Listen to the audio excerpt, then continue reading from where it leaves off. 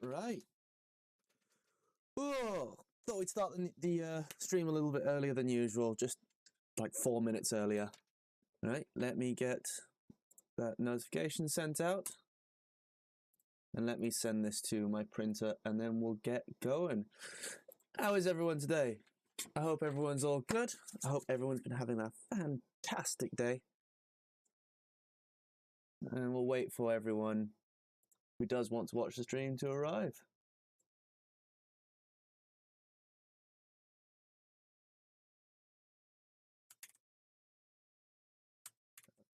Saw Lars in chat. How you doing, Lars?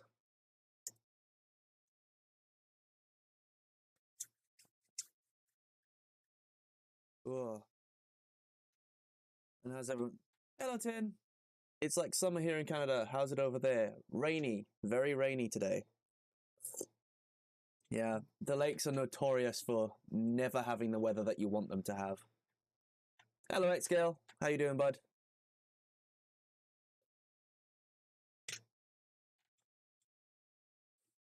How's France looking at the moment? Lars, I am fine. Good to hear it, dude. Good to hear it. Perfect. Right. So, seems to be like everyone who wants to be here is doing better. Good to see you. Good to make sure that you're better than you were last stream. All right. Right. Seems like everyone who wants to watch is here already. So let's do a quick recap of what happened last stream. Last stream we skipped the X-axis for a little bit so that we could focus on installing the FMJ plates and just trying to figure out the best way to do it. Best way I figured out in the end, after much fumbling, was to raise the Z-axis plate, the FMJs up, stick the blind hole mounts in the bottom of the pillar so that they're pre-threaded through, remove the Y-axis motor mount, and then slide it in from the back, right? Once it's slid in, tighten the blind joints, move the plates back down, reinstall the Y-axis motor mount, and that should be it. Milo is a heavy motherfucker right now, which is good, because the more weight you have in a mill, the better. What we're going to be doing today is going to continue on with the X-axis, which we started not last stream, the stream before that. So we'll move this onto the table and we'll take the rest of Milo back down. And by started, I mean we put 4 screws into it, and that was pretty much it. Perfect. So I need some printed parts. I need 6 printed parts to be precise.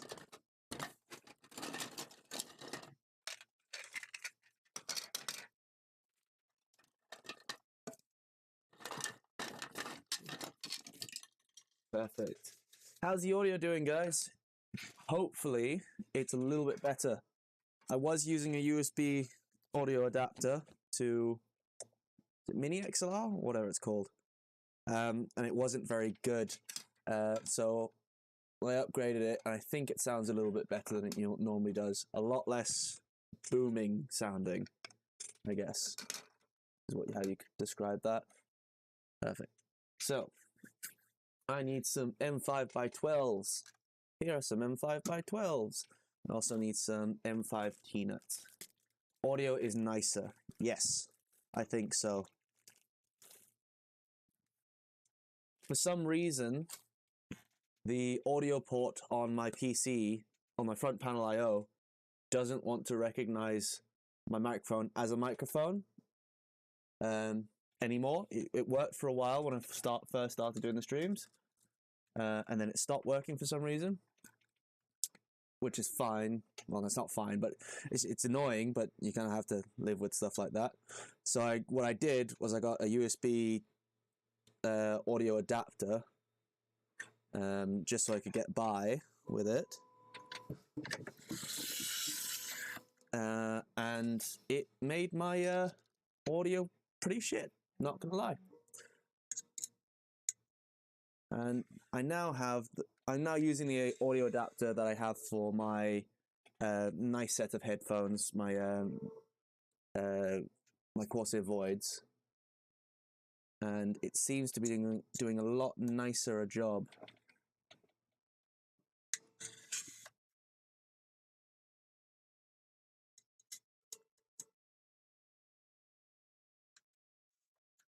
I think my voice is a lot clearer, which should help. What's everyone been up to today? I'm sure Xscale's been in bed sick. Lars, what have you been doing?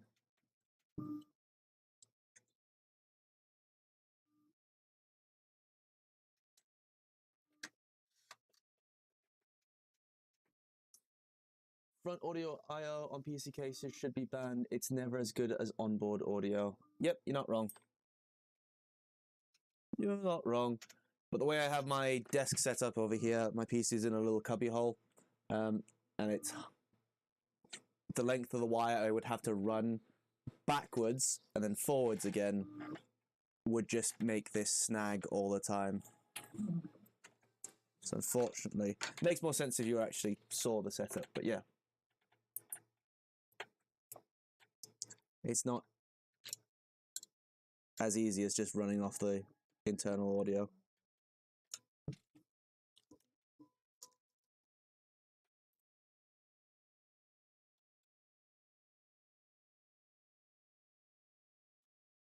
Basically, just to get it so that the cable doesn't wrap around everything. Fixing one of the old man's computers, saving as much as possible of a broken SSD driver. Ooh, very good. Sounds like fun. Not really.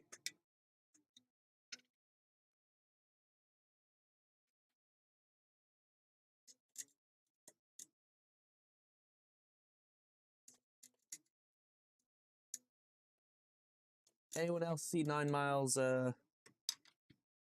bike rebuild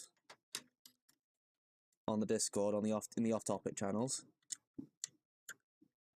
That was freaking cool, and that's a machine I would love to have.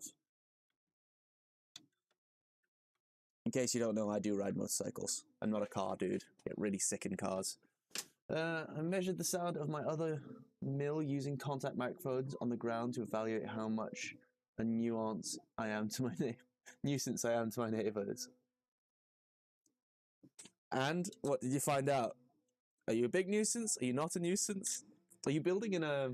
Did you build yours in a... in an apartment? Or do you live in a house? I'm guessing because you're using contact microphones, you're in an apartment.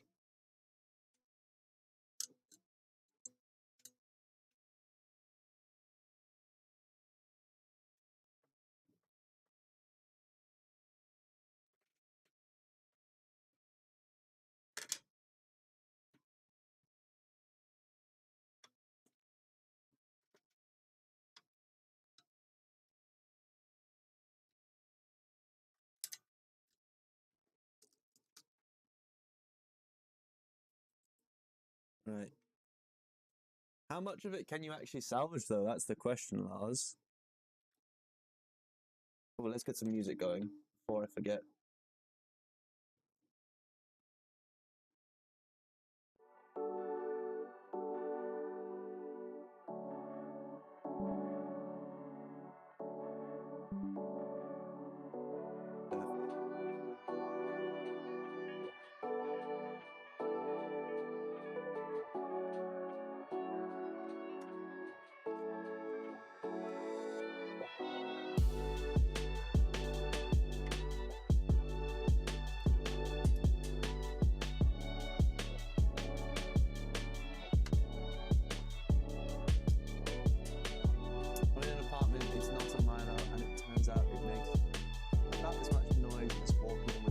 On the floor.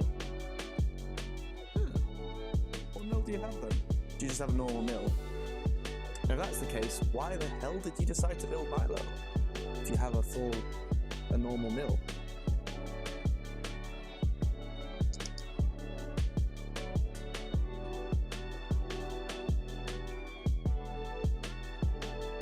I have a 2x1 centimeter rubber mat between the mill and the floor. Music much louder than your voice.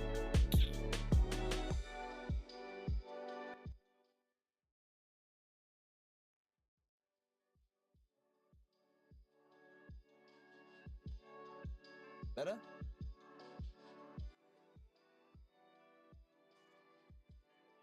Is that better now?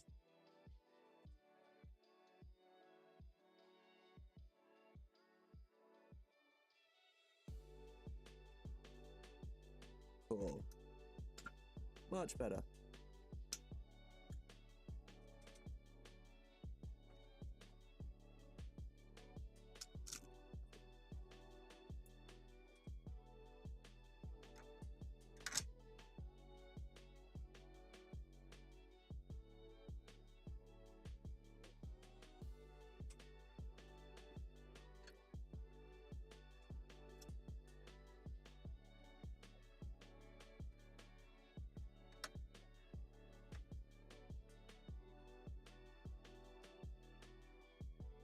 Pretty.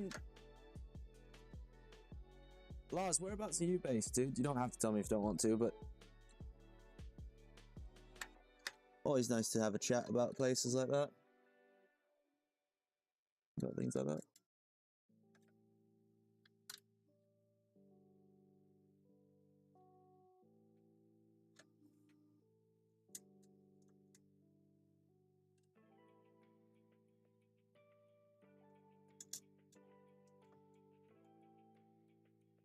When I realized that Milo wouldn't fit in my apartment noise space, I moved it, thus the delay in building it, and went from a VM3020 to prototype software.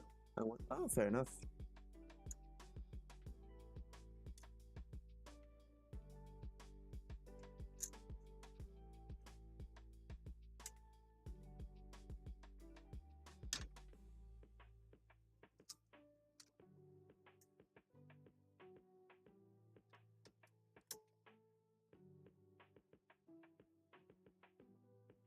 This time, most of everything, only a few Windows components was damaged, so a drive copied to new SD and forced Windows to replace components. Fair enough. Was there something specific that you needed to save, or why not just go for a fresh install of Windows? Was there a specific reason you had to refresh all of it? Not refresh it, but fix components of it. Oh, nice.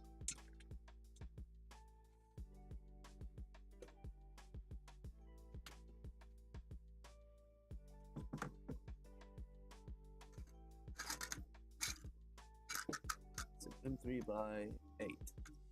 5. M3 by 8.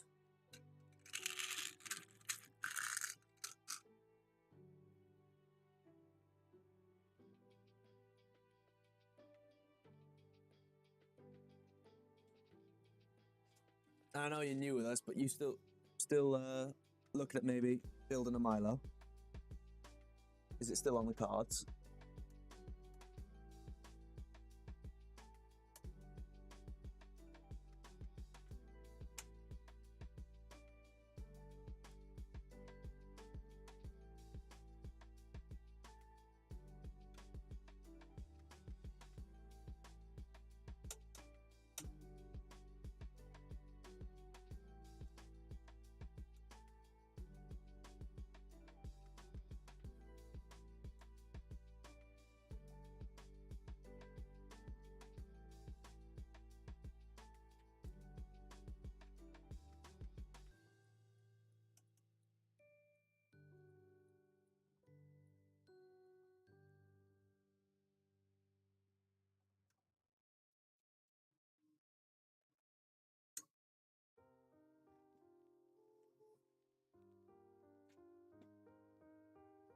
Dumb question, does active noise cancellation exist in the world of CNC?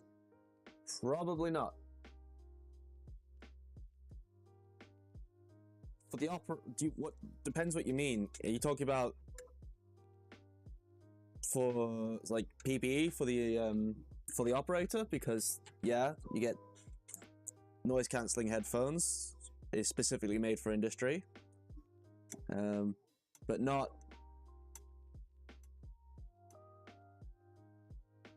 what I think you're talking about. Not just as PPE for the operator. No, Not really. Casa has those acoustic panels built in. They don't kill all the noise, but they get rid of a good proportion of it.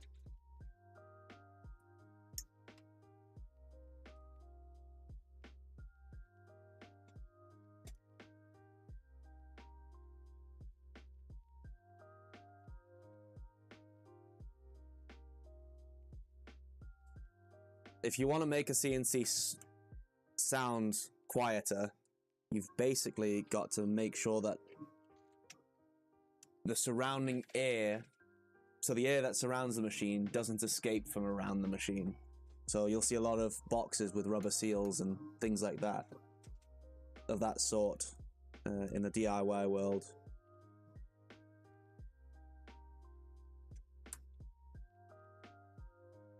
So it's a big effort to install all necessary programs and set up, etc. So if I can get the computer back as it is, then I am done. Fair enough. Did I install? No, I didn't do that.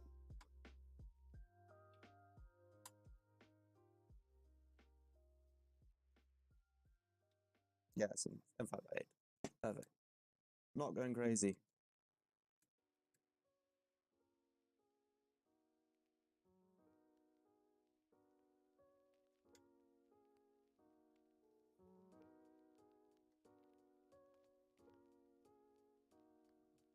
Anyone know of a face mill that will fit on ER11 collet?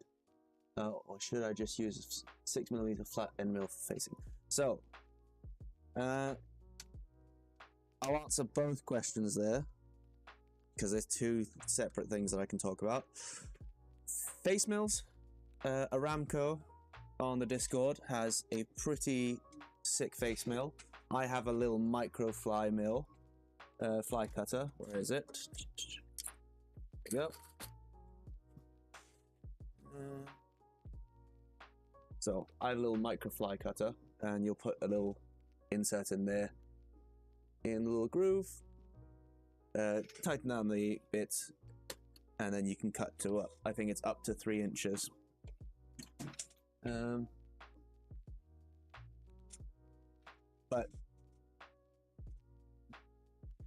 those are all good options. The one that Aramco has is awesome. It leaves such a nice finish. As for using a face mill versus a 6mm end mill, you've got to make sure, if you're using a face mill, it accentuates tram error. So if your machine isn't perfectly trammed, or trammed well enough, you start making grooves in your part instead of actually being flat. And the bigger the cutter, the more you accentuate those errors. So if you're going for a machine that is kind of, I don't want to say badly put together, but you don't want to spend all the time tuning it, the smaller your cutter, the better your finishes will be.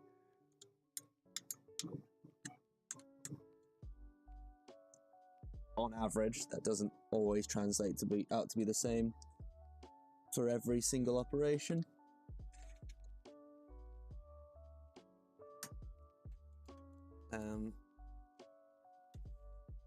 But if you want to take the time and tune everything in, there are face mills out there with 6mm shanks.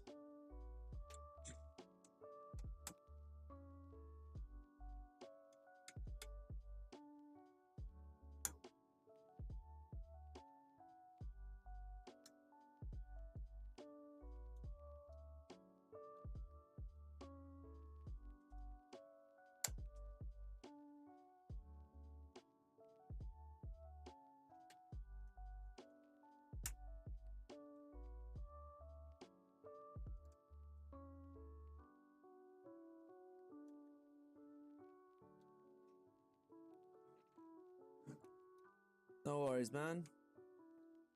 Always happy to help where I can.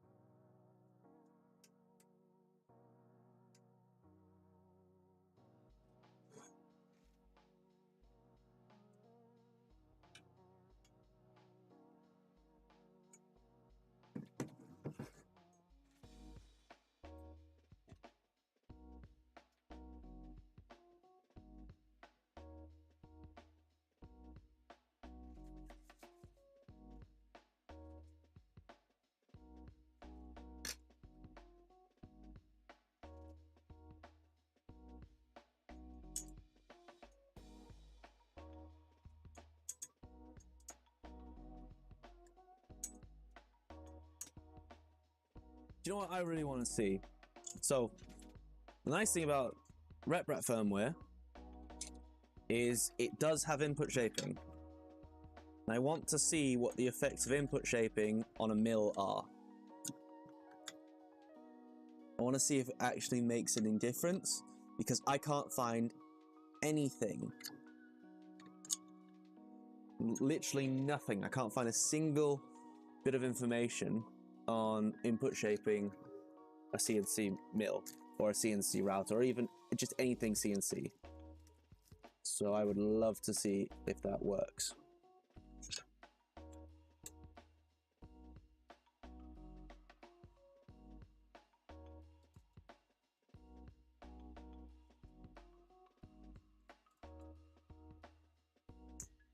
Even if it just makes a difference, even if the difference is bad, it's just nice to know about.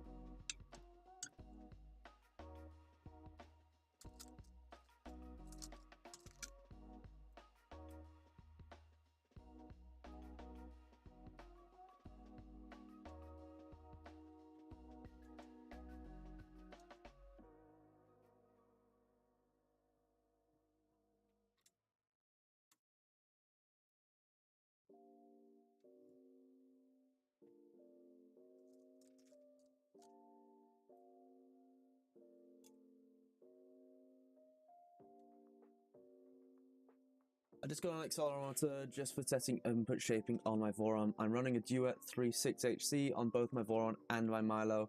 I just had to find the time to do it. Yeah. From what I get told by the wisdom of the internet, input shaping on RepRap firmware is not as good as input shaping on Clipper, but I feel like that just could be down to Clipper fanboys. Like, don't get me wrong, I run Clipper on my Voron. I'm going to be running Clipper on my other Voron, and I'm going to be running Clipper again on my switchwire conversion, which I have planned sometime in the future. But it's a good firmware, but I'm not married to it. I don't think it needs to be in every single thing. There's a lot of people in the Discord who also keep asking if they can use it as a firmware for Milo. The answer is no, because it's just not built for CNC work.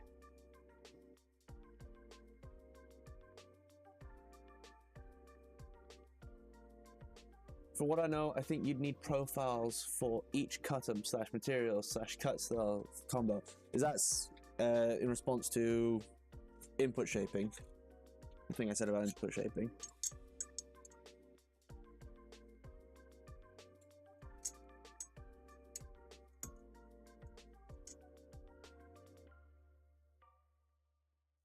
So that is, I mean, it sounds like a lot of work, but I don't think it would actually be that much work to do. It'd be a lot of work to tune everything in, but once everything's tuned in, for example, I don't think I'll be cutting wood very much on my Milo. I think it's going to be a pretty aluminium hungry machine, because I just don't need to cut wood that often. So I could turn it on for all the tools that I have. Say I have 6 tools. I'd only have to figure out, I'd have to tune in 6 tools once for each tool, obviously. And then I'd have input shaping enabled for all those. I'd save them in my firmware somewhere. Label them all. And then run those. Or you could set them up as a macro. So tell your config to run a certain input shaping value for this tool plus this material. Click the macro in DWC, and it will be ready to, your machine will then be ready to compensate for the resonances of that machine and that material. You should be fine. But what forces would you want to compensate for with input shaping? Mostly chatter, but so input shaping doesn't work. It's not a live thing, right? And this is what people who haven't used input shaping before don't really understand. Input shaping is taking the average resonances from a test and assuming that those are the same resonances that are going to be happening whilst something's 3D printing, for example. And that's fine with 3D printing. But because 3D printing, there's no force applied to the tool head. Well, there might be a little bit, but it's negligible. It's not enough to actually do anything. And a lot of the time, the vibrations that they're taking out are just from the stepper motors, right?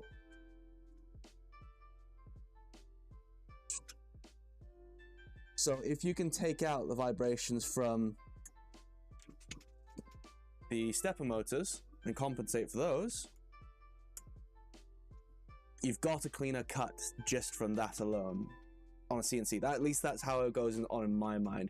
This is why we need to test it to see if it actually helps with anything.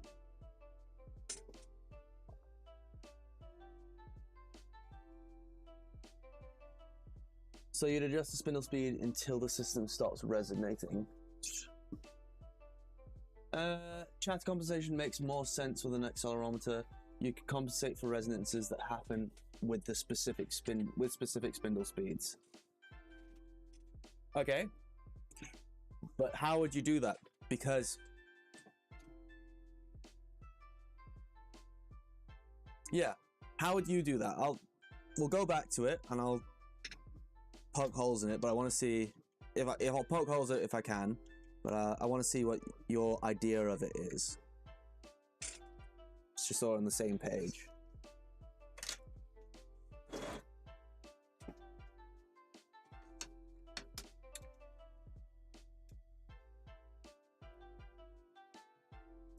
I've been using Machine Kit on 3D printer at the time. The Machine Kit was active developed, but it was hard to get working properly for 3D printing. I guess it is easier to set up for CNC machines. What do you mean by Machine Kit? Never heard of Machine Kit before.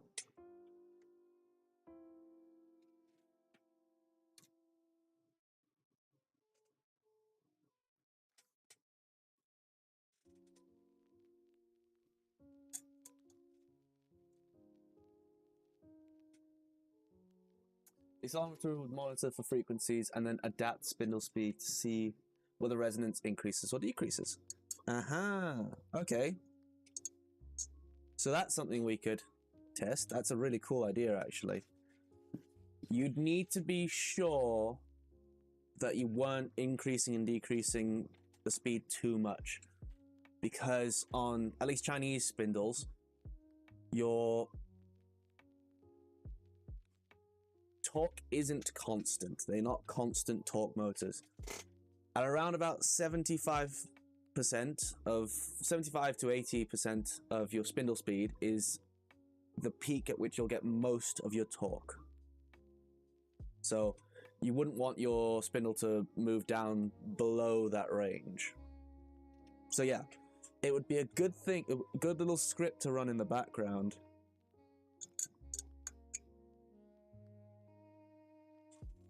That's a really good idea. Yeah. It's not something I would be able to do because I suck at this kind of stuff. I'm not a firmware person or a technical person. I'm just a hardware guy.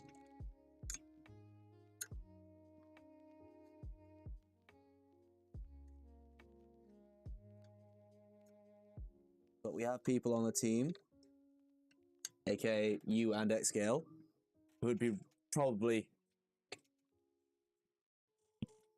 way better suited for that kind of thing.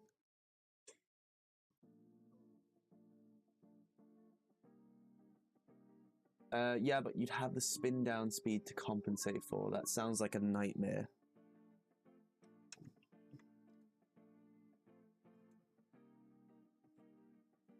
I feel like I've said this enough that it's become my catchphrase on the Discord.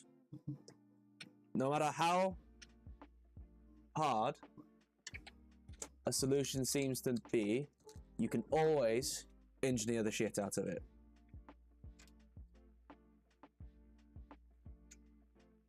So, why did that go down? That was weird.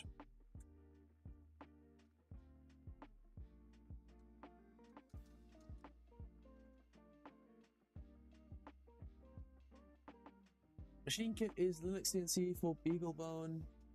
Oh, hey Dave, how you doing, dude? Machine kit is a Linux CNC for BeagleBone Black ARM-based board like Raspberry Pi. I might have a look into that, actually. Dave would definitely be interested in that. He loves the idea of sticking CNC, Linux CNC on a Milo.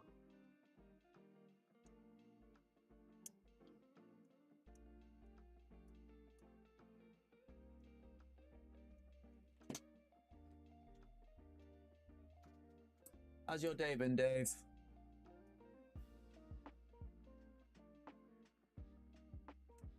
I don't know too many Daves at this point.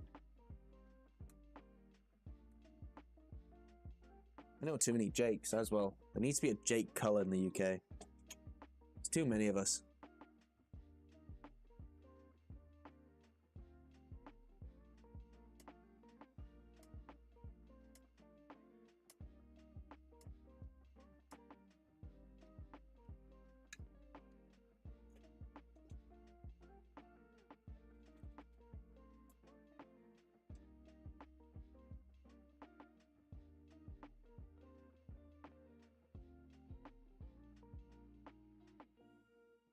Yes, but a messy tornado of hacking ignorance is what we like about you.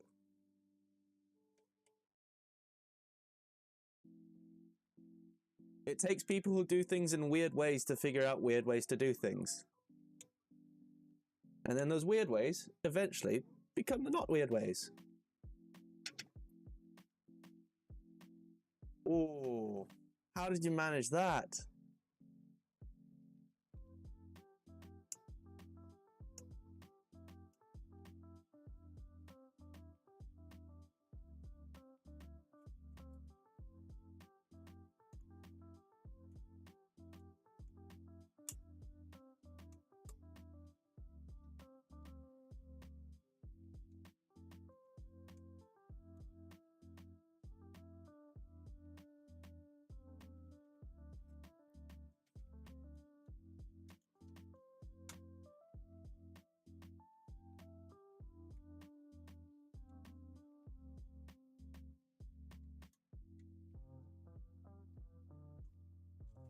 I have a mate of mine who I work with now who used to work in insurance.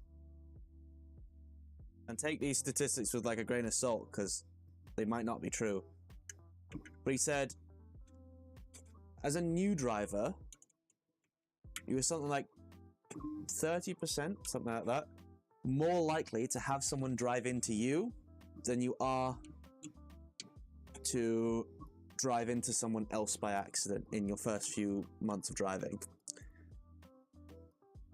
And I have no idea how that works. It just seems like people on the road have this weird innate sense of, oh, they know this guy's new, I must crash into him.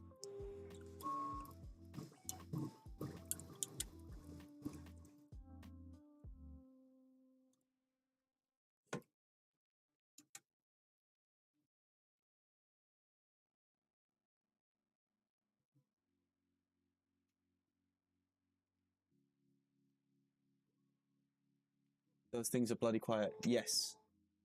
I think that's the point of electric vehicles, isn't it? That they're quiet.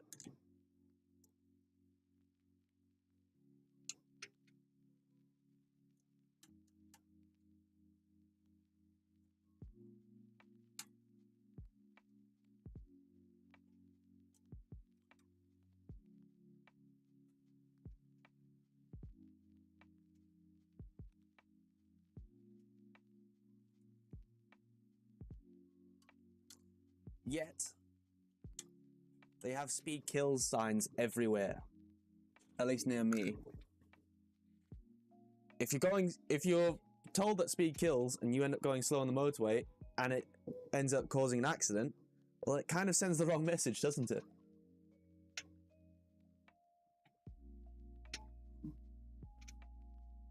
Hey ho.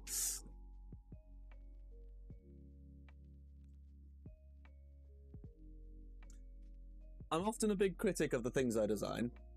After a while, I go, oh, it looks really ugly. Oh, it doesn't work as well as it should. But the bed supports, the table supports that I designed are my favorite thing I've ever designed in my life. I just think they look so good. They look like... They make the table look like it's been cast.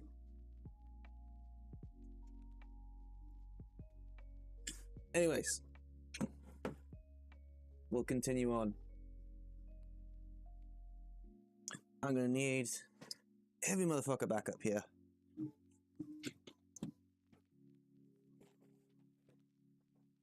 On a brighter note, I had a good birthday weekend in the van. Oh, happy birthday, dude. Why didn't you tell me? Was this down when you went to the coast?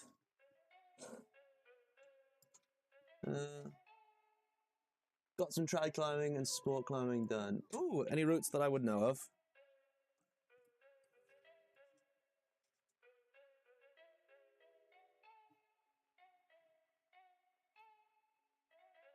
What grade do you climb anyway?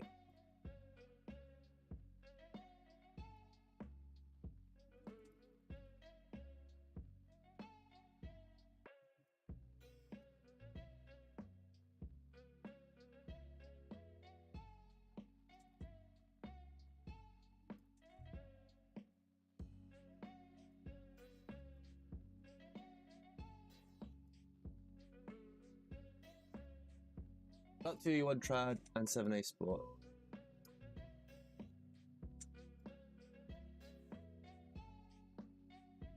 The little Z support pieces that are full of tiny hexagons are my favorite piece on the Milo. Yeah, that wasn't even designed by me. That was... So the one I designed, I don't think is even in the options bit anymore.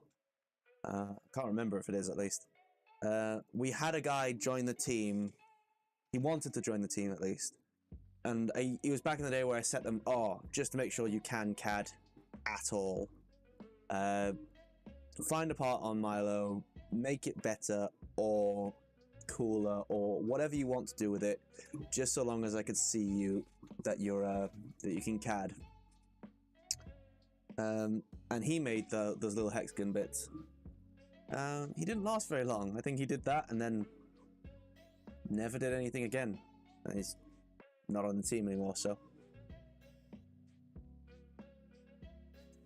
But I've only done a couple of those grades. Fair enough.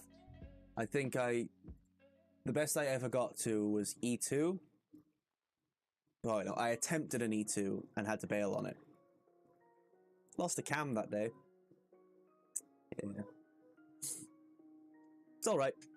I'll survive. Somewhat.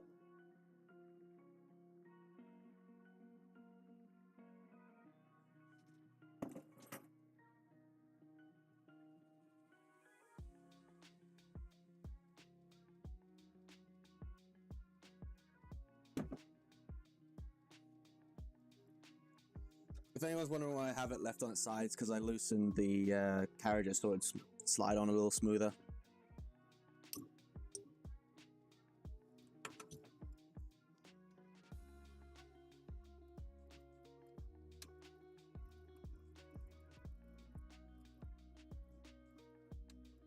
So, my worst bit of climbing kit that I lost was I lost a whole set of DMM offset nuts 2 days after buying them. I don't know what happened. I brought them to a crag. I think I just left them somewhere. But they weren't in my bag when I got back to the car. I went back up to the crag to check if they were there. They weren't.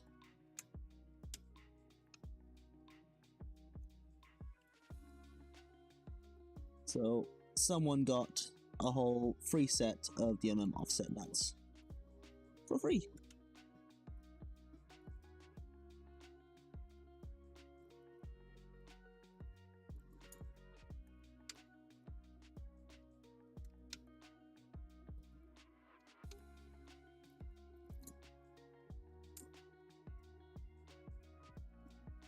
What was my best crag bounty?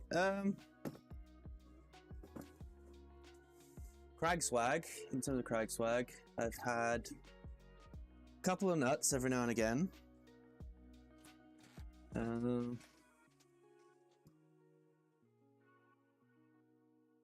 was a time someone left a rope at a crag, and I put it up on UKC, and no one said anything. But I didn't trust it, so I made it into a rope mat. That was fun. You got a micro nut or micro cam? Like one of those DMM dragonflies. Those things are so cool. I hate DMM dragons. I love DMM dragonflies.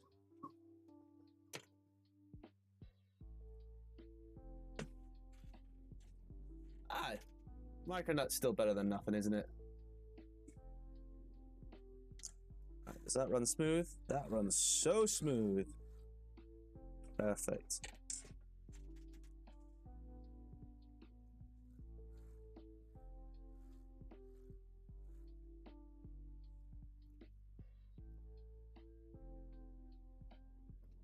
I'll choose Black Diamond. If you're going standard range of cams, I'll choose a Wild Country Friend or a Black Diamond C4 any day over a dragon. I despise the dragons. Mostly because they don't have a thumb loop on them. And when you don't have a thumb loop on something, you drop it. My uni had a bunch of them, and I constantly drop them on people. Because I have very fumbly hands.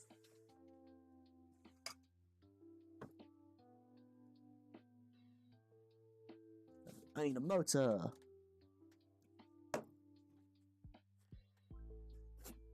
A lead screw. And a coupler.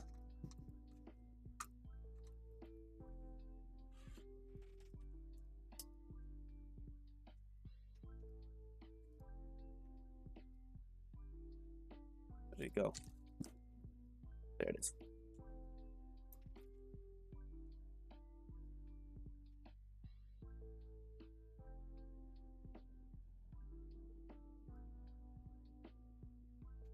Uh-huh, 7 viewers.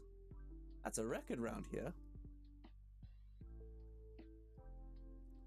Oh, I was so grateful. If you guys didn't check out the last stream, Adam from Vector 3D, he put it up on his Discord that I was streaming, and I jumped up like 20 viewers, 20 subscribers, which is a lot for me right now. And it was just nice to see. And I really appreciated it.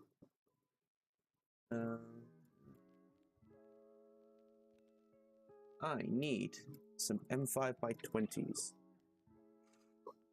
M5x30s.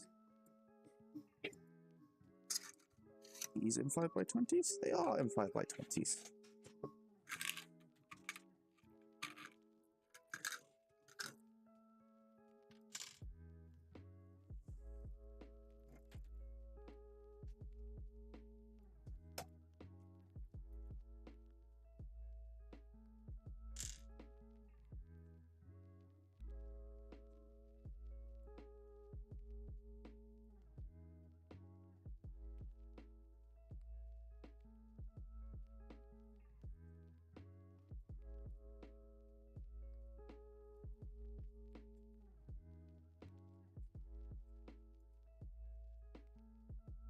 Of course, the moment I say, hey, we've got seven people watching, it then drops down to 5.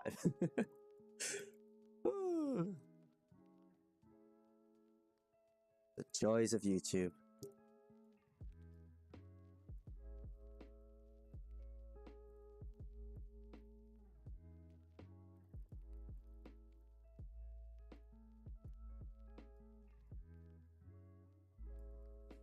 should be able to put that back there. No, because that's going to tip it over. Keep going.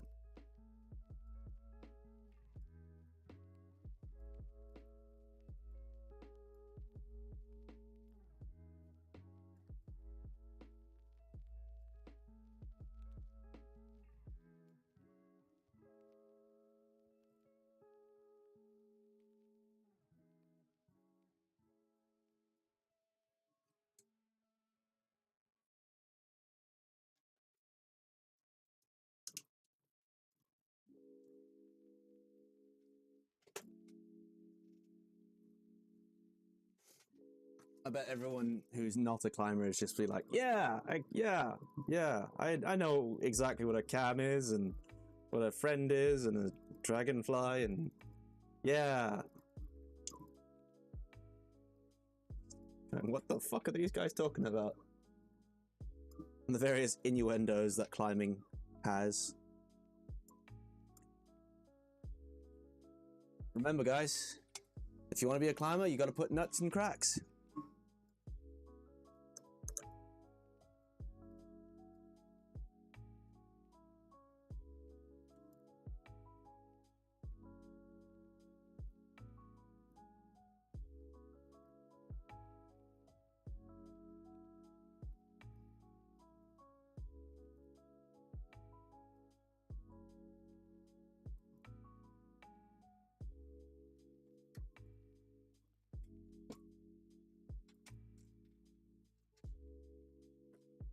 I should really Loctite these, so I'm going to do that.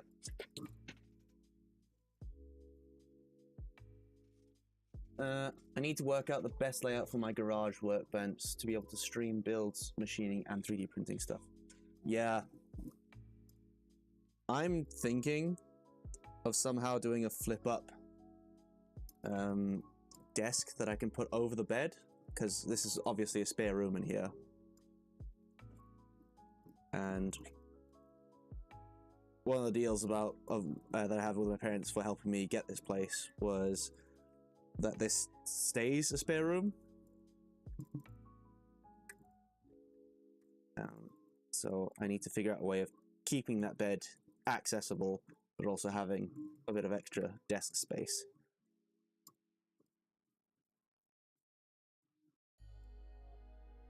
But as usual, we'll engineer the shit out of it.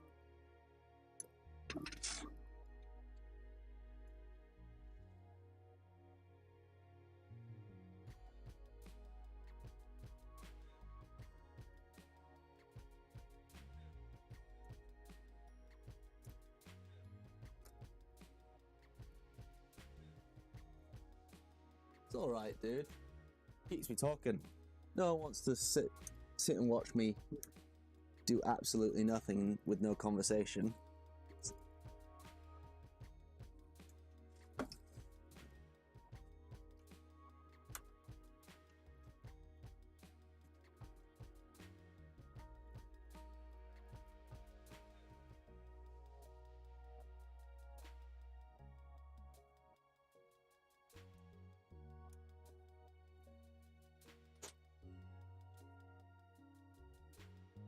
Half the reason you watch streamers is to watch how they interact with people, isn't it?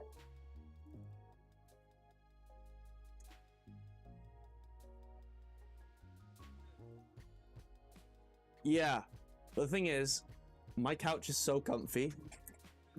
Like, it's the best couch in the world. I genuinely, on some nights, will sleep on that instead of this bed. So if they did come and visit, I'd go and sleep on the couch any day. I'd take that couch any day over the little spare bedroom in here, spare bed in here.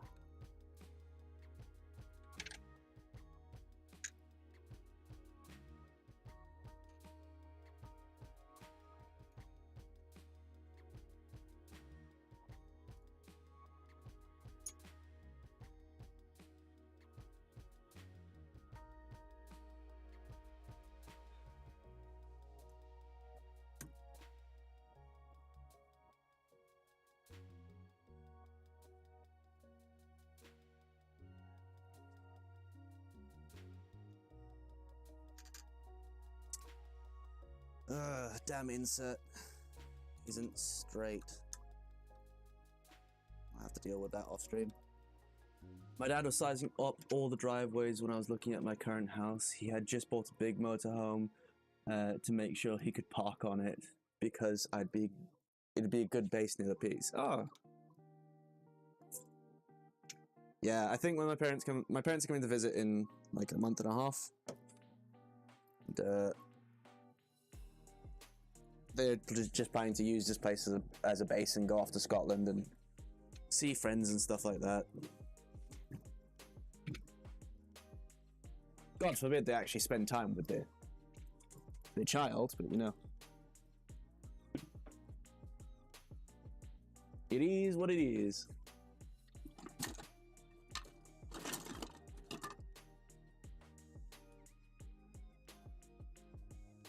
Don't tell me I didn't print one of those. I swear I printed one of those.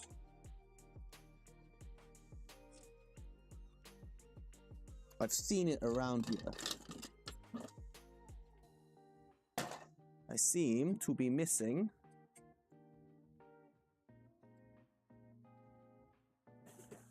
my x-axis. Oh, here it is. Got it. It was right in front of me. I knew I'd printed it. It's not like me to forget printing things that are really important. No, I'd never do that.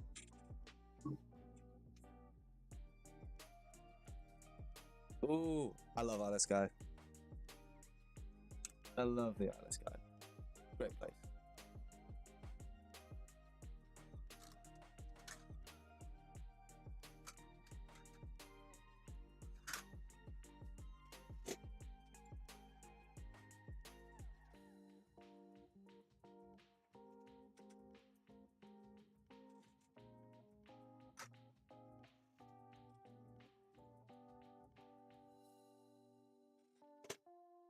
Little town in Scotland as well that I love, for pretty much absolutely no good reason, is a place called Drummonadrochit, near Loch Ness.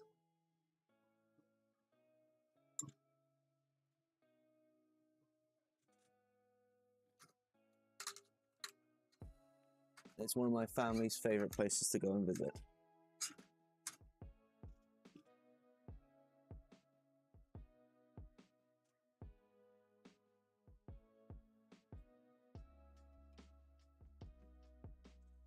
Yeah, I'll do a great job with everyone else's parts. It's my parts that I always seem to fudge up somehow.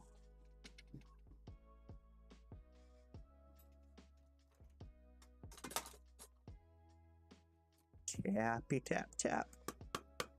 Tappy tap tap. Why aren't you tappy tapping? There we go.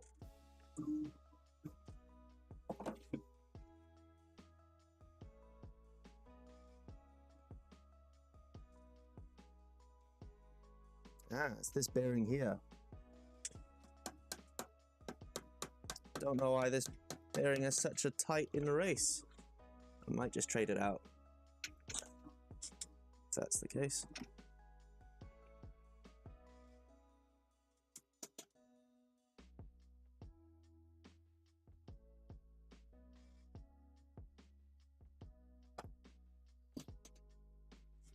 That shouldn't be happening.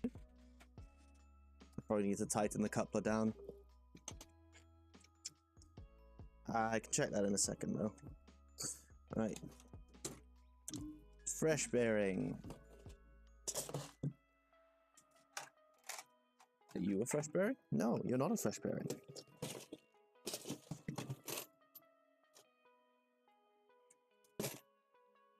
Ugh. Hey, fresh bearings.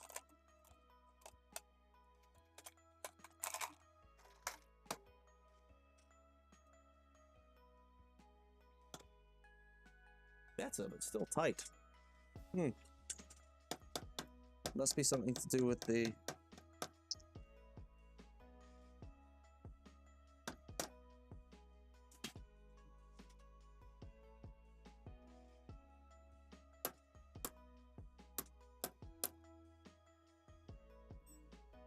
No idea why these bearings aren't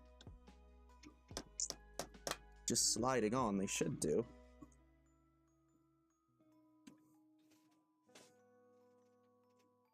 Hmm.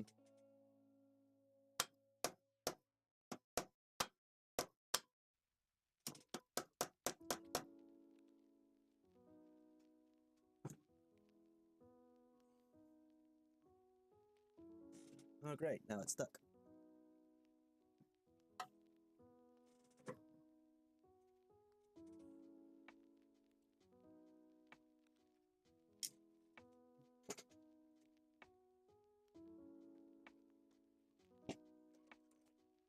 Streams can't just go smooth around here, can they?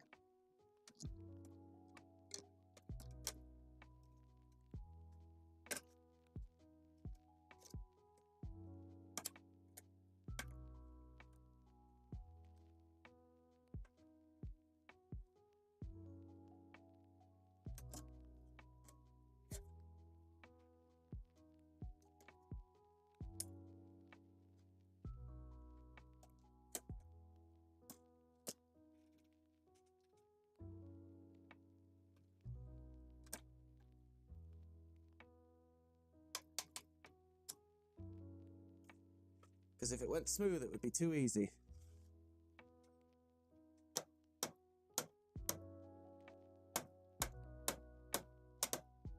There we go, it's budging.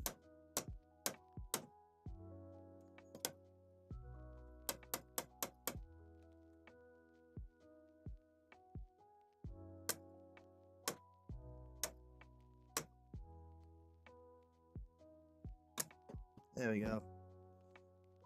Wonder why the last two bearings I've tried have not wanted to slip on.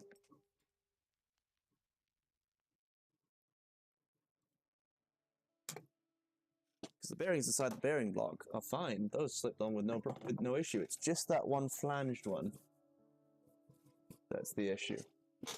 Hey, we're back up to 7 people.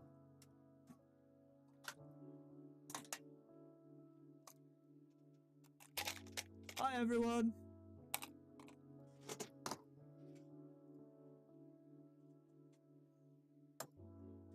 Yeah, it's definitely something with the screw.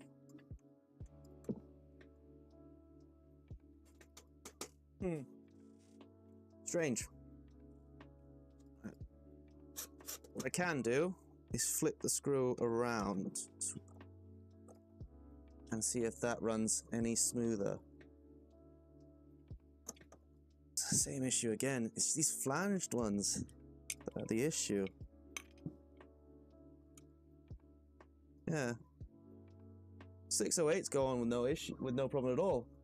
It's the flanged 608s that are really tight. If that's the case, then what I'll do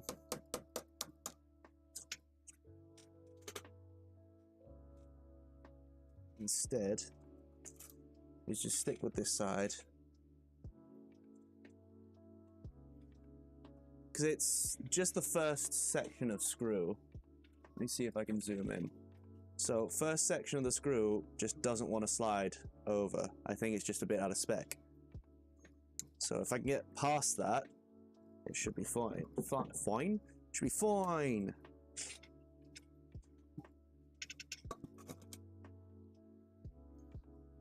I think it's just a manufacturing defect with the screw itself.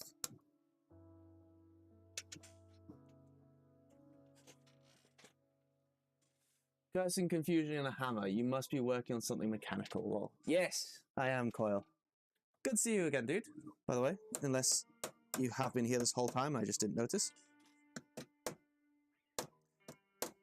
Really trying not to damage the bearings on this as well. I'm gonna thump my finger.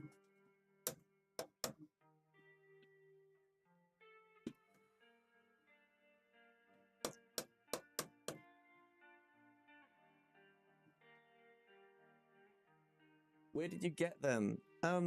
These are the ones from my old Milo. Like, it's using the same screws.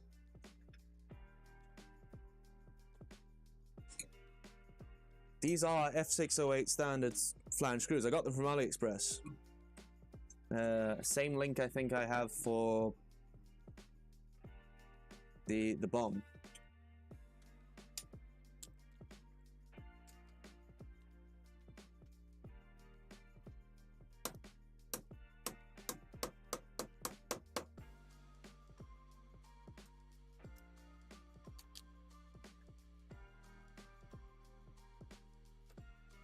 I'm just using sacrificial 608s here until it gets past that section of thread that's causing the binding.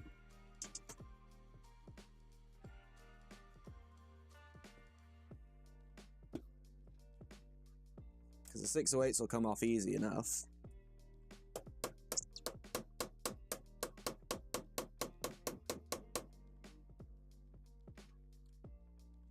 I've been here, just been working on one of my printers. Oh, what are you working on?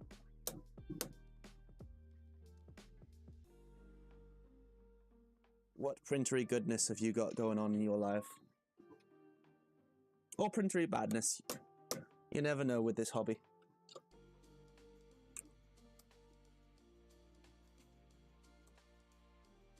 The ultimate bearing block. So many bearings.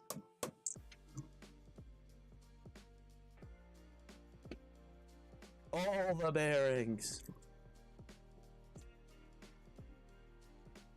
Put a non-flat one, flange one, so you can still tap it. Yeah, that's what I have been doing. I've just been layering non-flange ones up.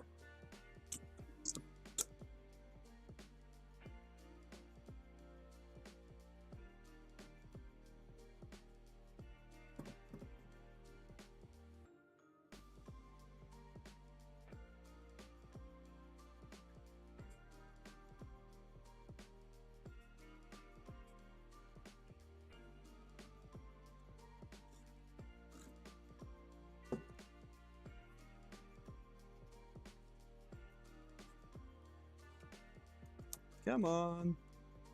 You'll release eventually, I think. I sent that before you did it. Great minds. I'm installing an E3D Revo on my end of 5. Oh, very good.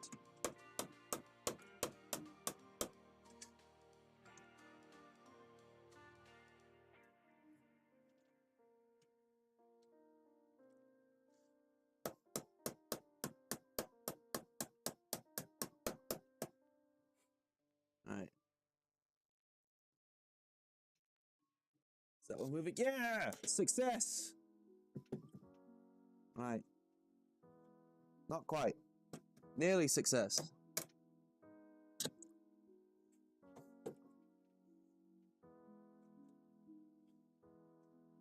Ah, it was...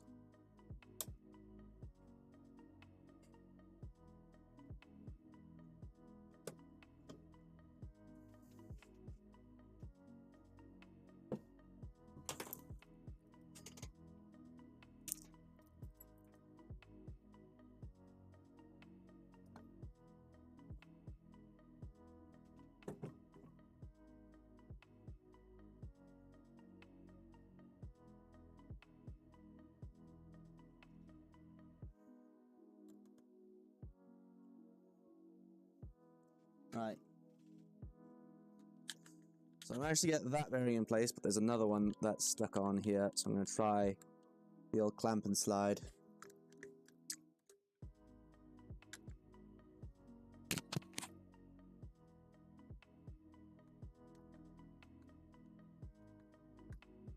Nope.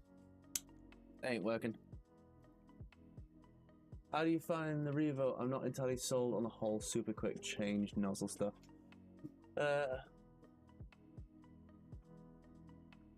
Yeah, I never really understood it. It takes me... So, I have a friend of mine who has a Revo on his Ender 3. It takes me just as much time to cool down the nozzle, find another one, and then stick that on my Fetus Rapido, as it does to do the whole cool down quick change method.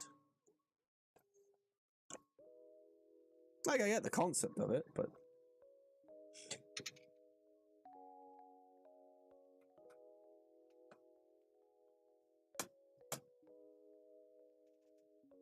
I need a bearing puller of some kind. That would help.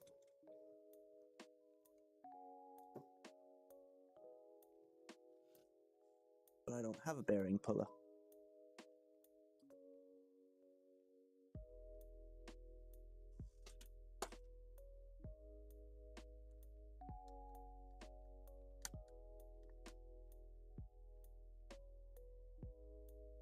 Oh my god, folks.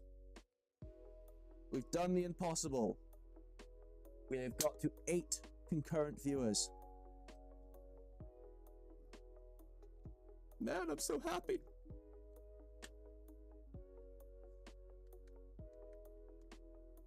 Come on, Bearing. You're not meant to be there.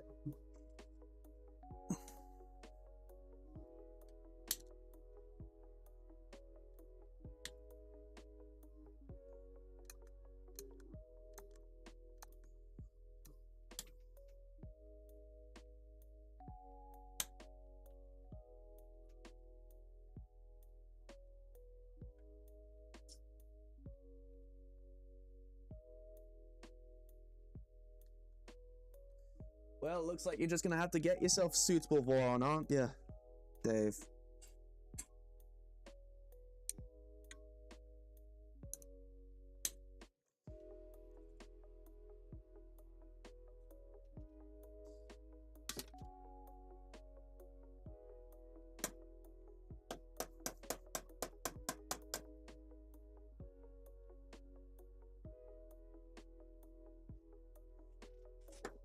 Right. This is just awkward now.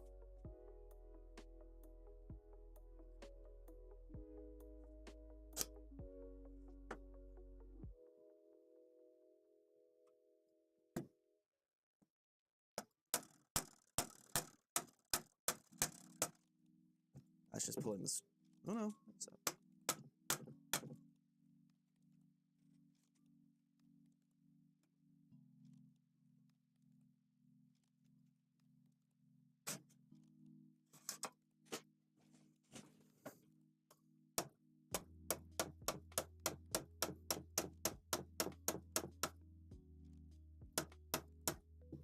Right, there we go. Ow.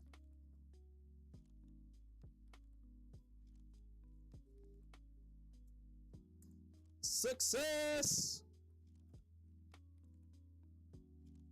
Sorry, headphone users.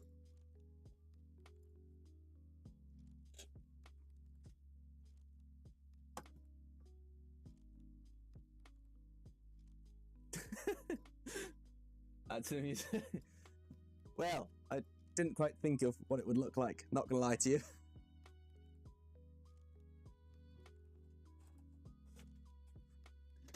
But I have a suspicion I know what you're talking about.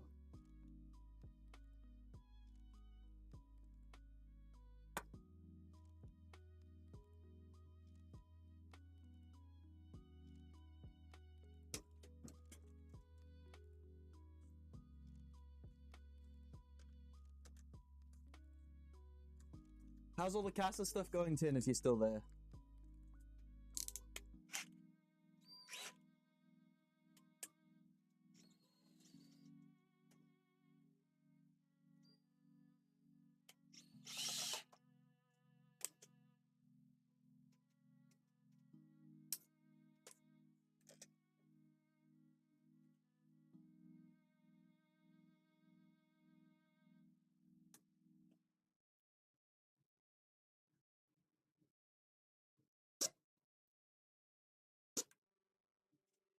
The main thing that holds back Milo's work area is, I think, the y-axis. Right, if you've never seen this before, y-axis, right, determines how far you can feed. Because if you've got a spindle hanging there, for example, right, it needs to reach the other side of the bed.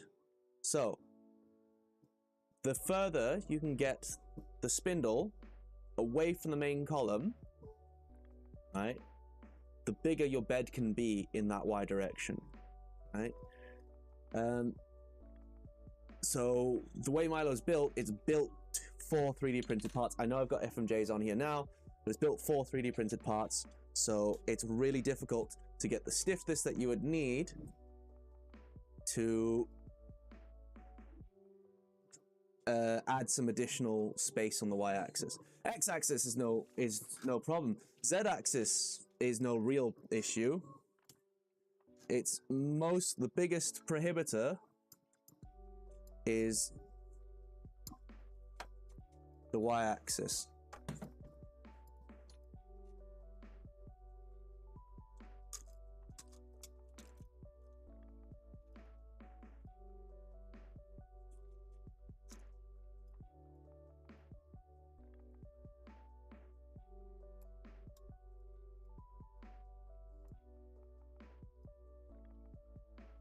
Like, theoretically, all you'd need to do is get another one of the 120mm extrusions. I'm gonna zoom out a bit. Get another one of the 120mm extrusions, right? Add that in front of it and increase the length of the FMJs if you're going that route. And that way you would get at least an extra 40mm. So you could bump up your Y to 200 mils of actual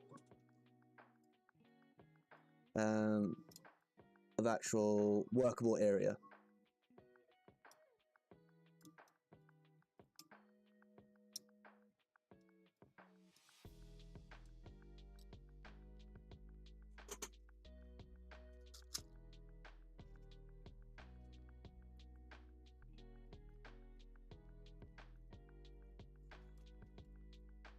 Yeah, that's the problem with it.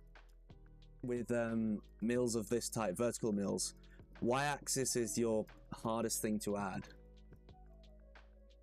X-axis, you just make a bigger bed. You just add longer rails. Z-axis is much the same thing. Obviously, you've got the actual clearance to contend with.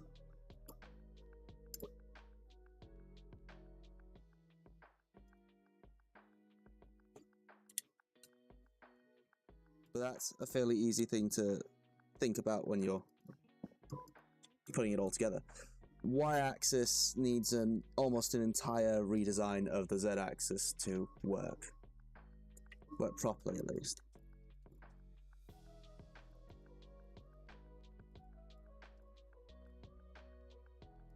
How far do you think I can use I can go using? Not very far. So, if you don't know this already, Milo was originally a mod for the Open Builds Mini Mill. The Open Builds Mini Mill is an awful machine.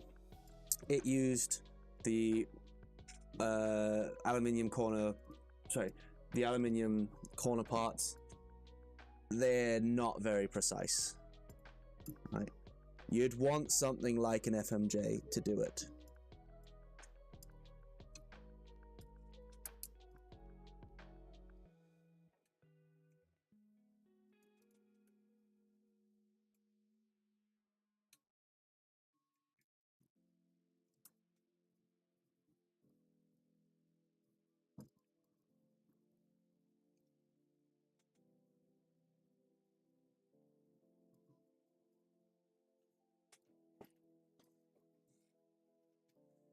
Perfect.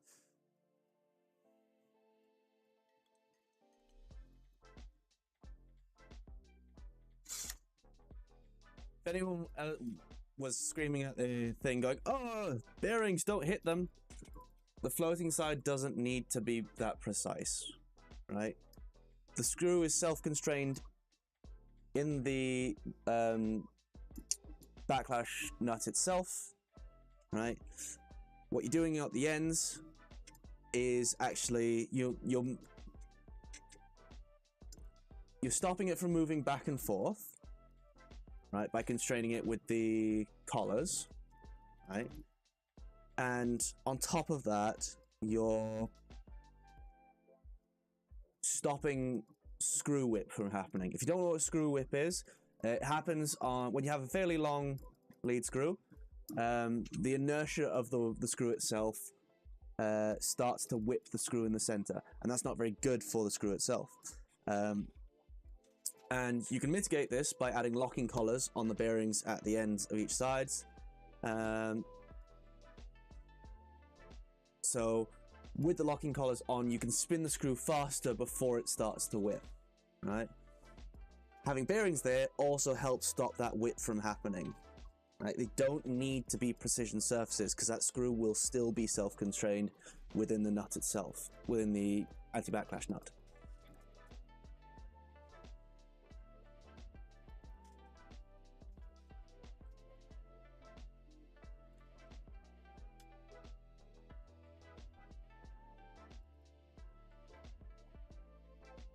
The problem at scale is that Milo needs to be 3D printable. In my mind, right? One of the goals is that you need to be able to 3D print it, and then you can upgrade it if you wanted to. That's why FMJs aren't a full-on mod. Sorry, that's why FMJs are a mod. They're officially endorsed mod, but they're not. They won't ever be part of an official Milo release, right? Because they're a fabricated part. Right? The only fabricated parts, well, sorry, the only parts that are custom on a Milo are the 3D printed parts.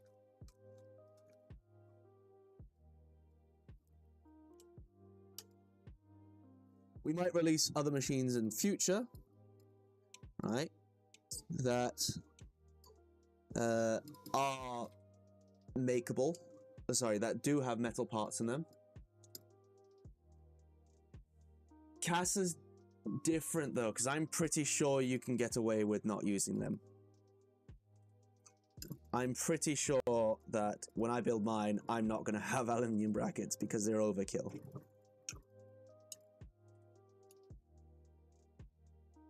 And they're also a standard part, right?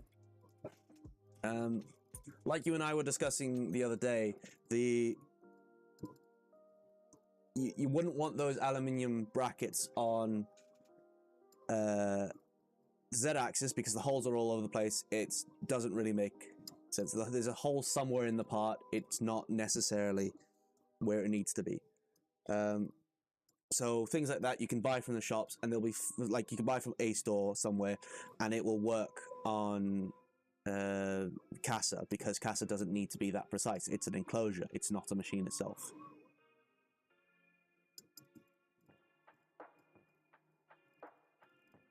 Yeah, coil.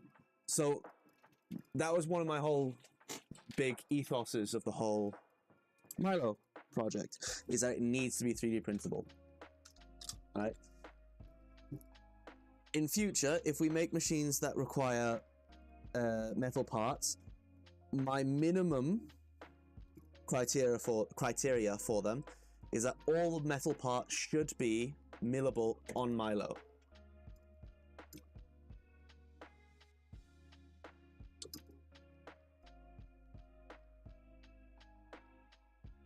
I'm looking forward to when we start work on the without limits machine. Yes.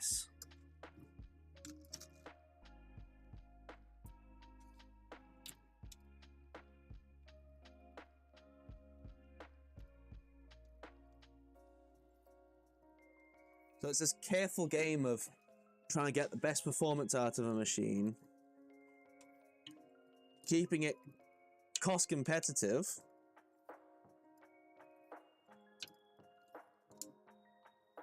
because let's be real, who's going to buy a $3,000 DIY machine when they can already buy a mini mill from a vendor and know it works?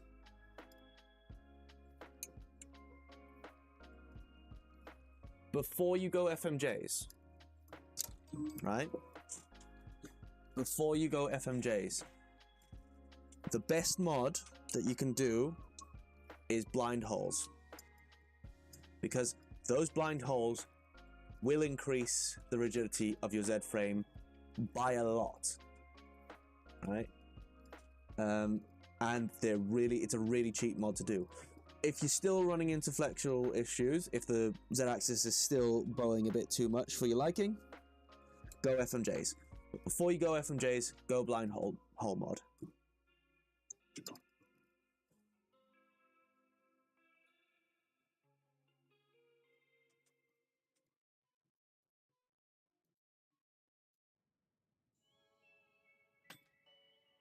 I think 3K is too much for a machine, right? Because you can buy, even in the UK, where machine tools are notoriously expensive, you can buy a full-on cast machine for £1,800, and it'll cost you another grand most of the time to get it all CNC-ified.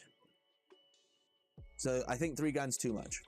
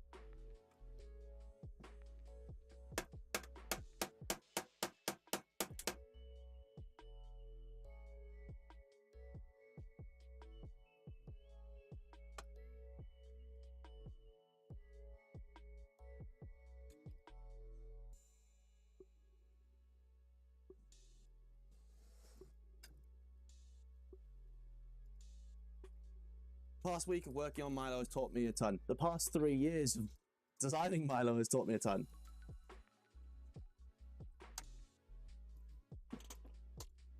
So, fun bit of Milo trivia here. I started working on Milo. There's a few reasons I started working on Milo. I never planned on making Milo a thing. Milo was a project that I started on Fusion 360 to learn about Fusion 360. I had no reason to actually want to make it into anything at the time. It was never going to be a thing. And I started that project because I saw someone on YouTube working on the open build mini mill and did a bunch of upgrades to it. And I was like, oh, this is now a much better machine. And I thought, okay, well, I'll have this as a little exercise so I can learn a bit more CAD. And I designed it. And I designed it alongside a PC case as well.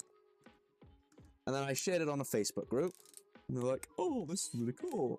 Do you have any design files? I'm like, no, but I can continue work on this. And then the Reddit came along and I was like, okay, I'll make this into a company and I'll sell these as kits, and then realized that that was just not possible. And then I found out about Voron and decided to go the Voron route.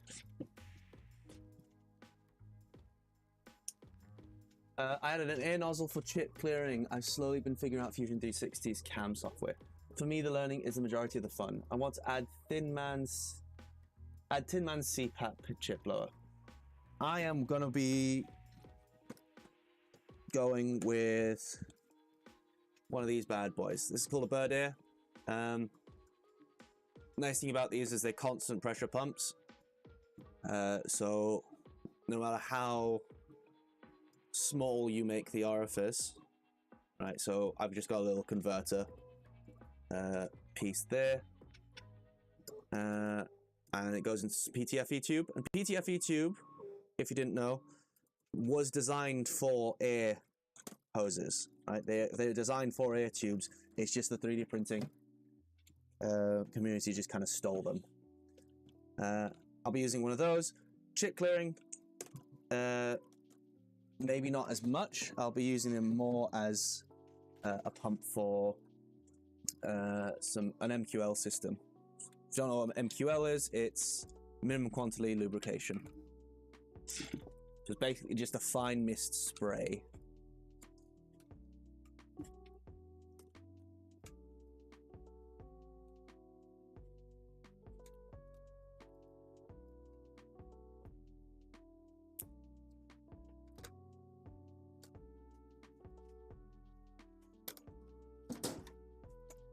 Perfect. That's the X-axis installed. Moves about, does all the things you want it to do. I'm gonna flip it round now.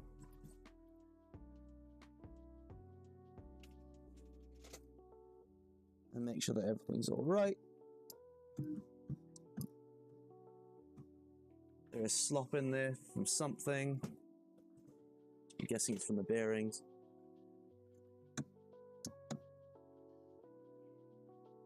Yeah, exactly what it's from. So just make sure you do CASA before the chip blower, or you'll have an indoor snow of aluminium. Yep, that's the plan. Tin, I'm gonna take your design to its logical conclusion, and I'm gonna stack them on top of each other. How do you feel about that?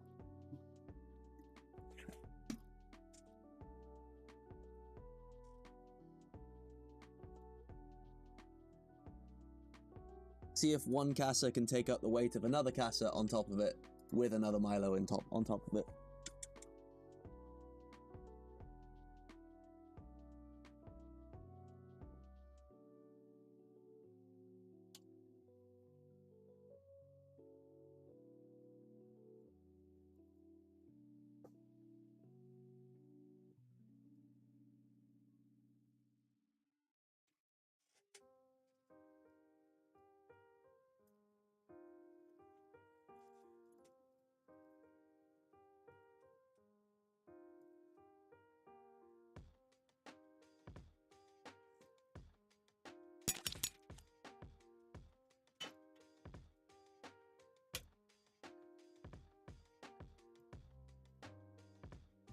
Oh, that looks so good.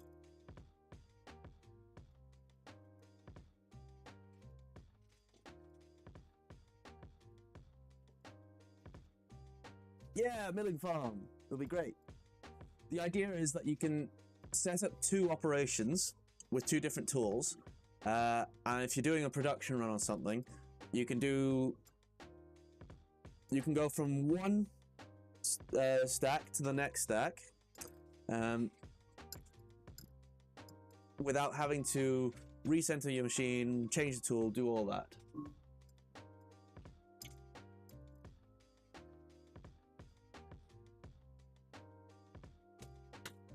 So I've shown this off on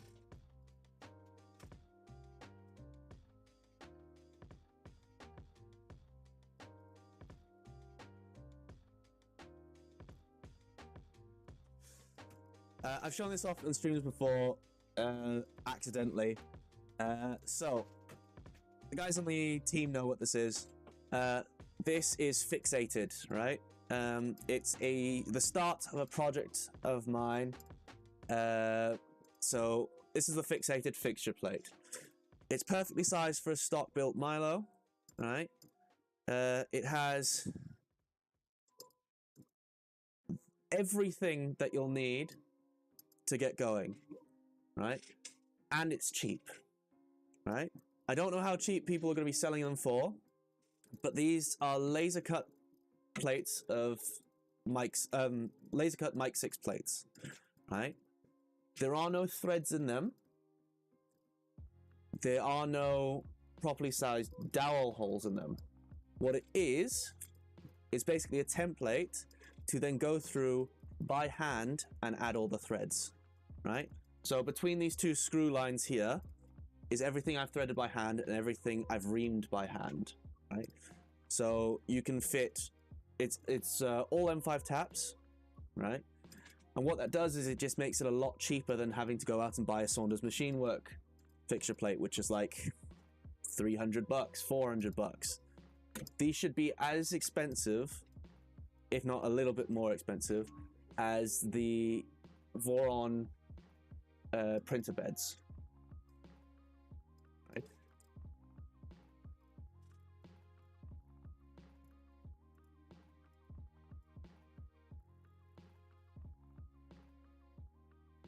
Going to do Darthcaster. Other things I want to add to the fixated stuff is Aramco's Vice. I would love to add Aramco's Vice into there and actually integrate it properly into Milo's fixture plate system, because that would be cool. Oh man, I'm excited for this build. DFH should have a bunch of these up on his store at some stage soon, because he was the one who helped me design these. So we're giving him a little bit of a head start on all the other vendors. I think he's got 10 in stock. He will have 10 in stock coming up soon.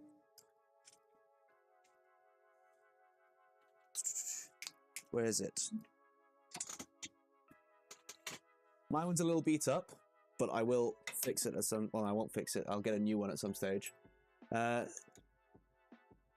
These are... The table was specifically designed for me, at least, to use my Inception Vice on it. Like, the holes perfectly line up so that the back edge of the Vice itself is also the back edge of the plate. Bill's is a clone of the Saunders Vice, but you're making it yourself. So there is no patent infringement there if he does have a patent on those, which I don't think he does. It's very rare that you can patent a machine tool.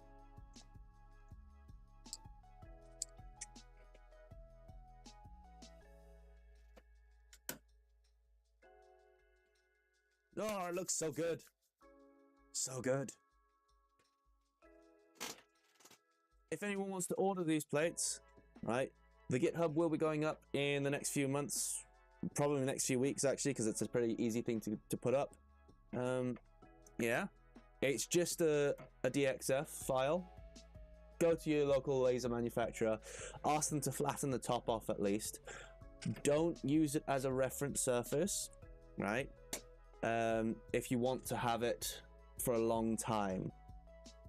If you want the most accurate surface that you can surface the 300 millimeter, 340 mil by 160. That is the work area, and that will be great. But what I'm going to do is I'm going to get some HDPE plates. I'm going to use the fixture plate as it is, do the double-sided tape method on it, and then use that as my reference surface instead.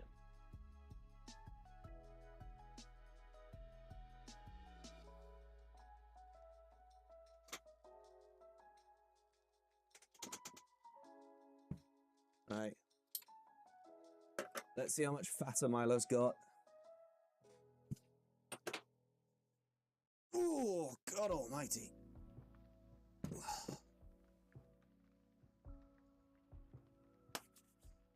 Man, this thing is going to slay.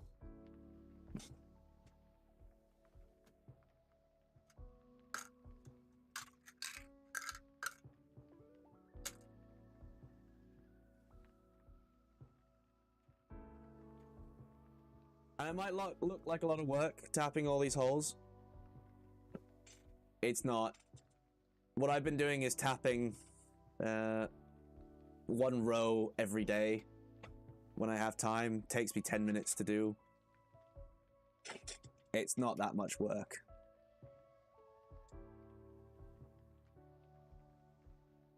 I don't see myself using the reamed holes as much, so I haven't done as many of those.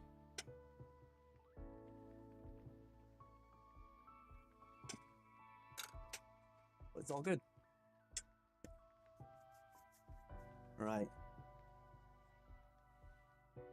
I'll let you guys decide. Do we end the stream here for now and pick up another time?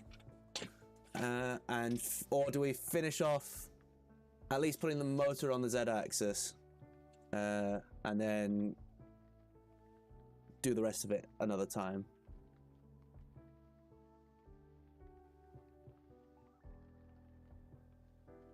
Who will be brave enough to...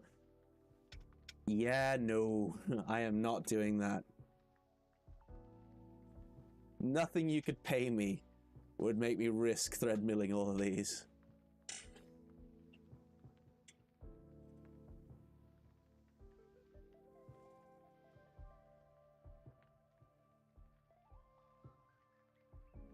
Install the motor.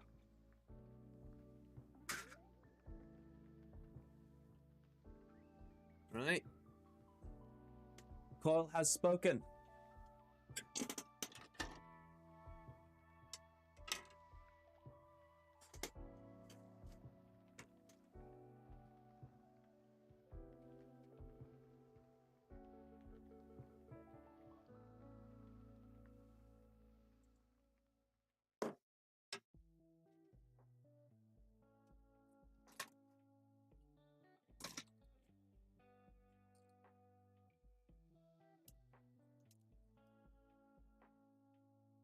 You're on your head, Dave. If it goes wrong,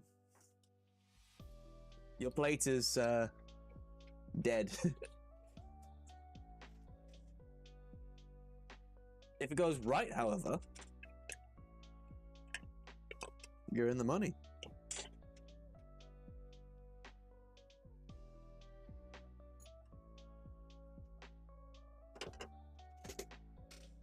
We'll do heat inserts when it's actually installed on the machine, because I don't feel like doing those today. Need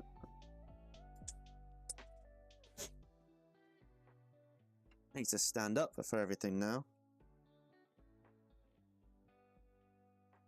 I also need my Ugga machine.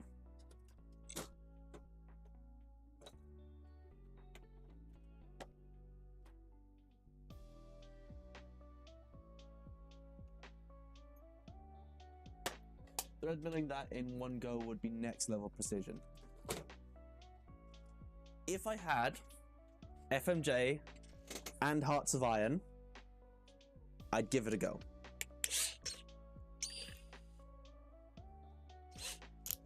But I don't have those two things. I have FMJs. And if I'd spent hours tramming my machine.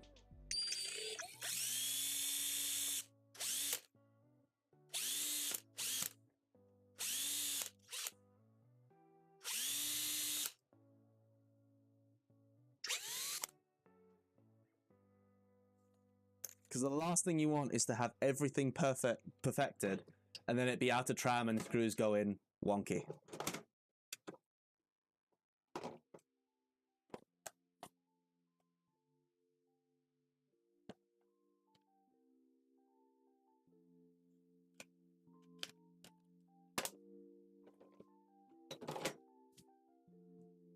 Direct metal mount, DMM.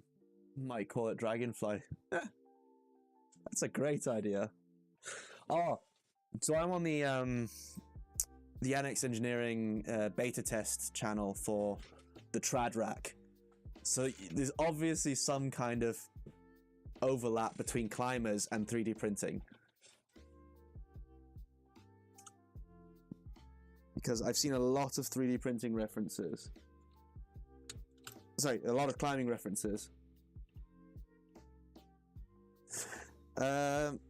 When should you start bugging him for them? Now. Tell him that you want them.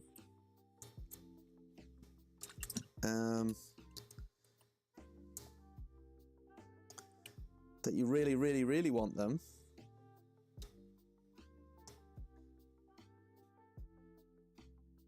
And he'll actually put them on his website.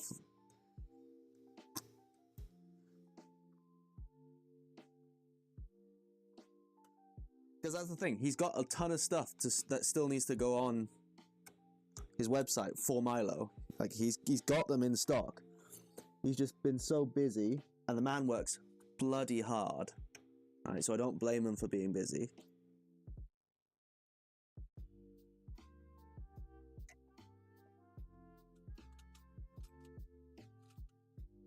But the more you bug him now, the better.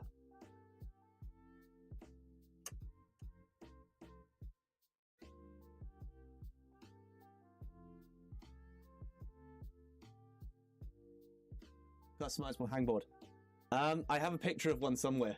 I did actually make one. It was the first thing I made on my V1.4 was a hangboard.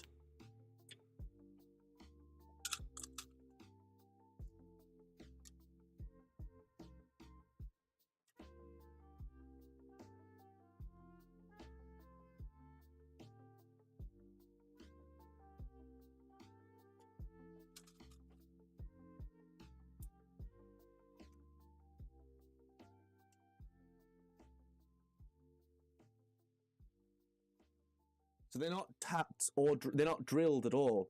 So these are laser cut parts. They're all, so the M5s are laser cut to the minor diameter of an M5 screw, so 4.2 millimeters, and they're ready to be tapped, right? The M6 dowel holes are ready to be reamed. So I think they're 5.5 millimeter. So they all need to be reamed or tapped by hand. But what it does is it means that the entire cost of the plate is brought well down. Because something like this, if you added tapping to it, you're tripling the cost of it.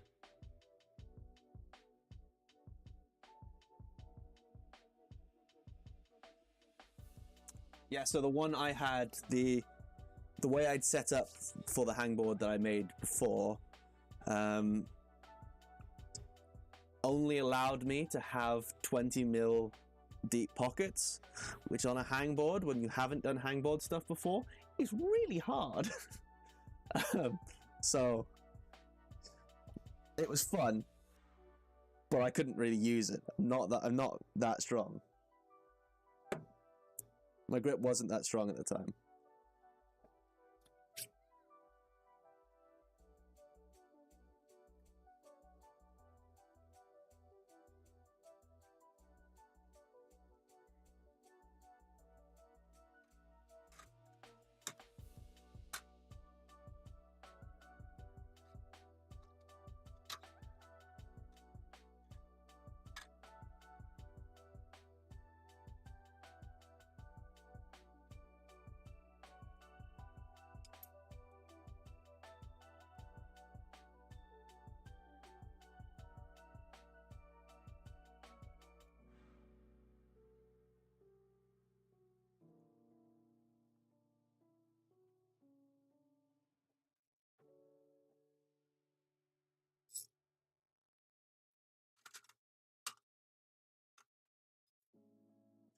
If you're ever following the manual, guys, right, there is a section, where is it?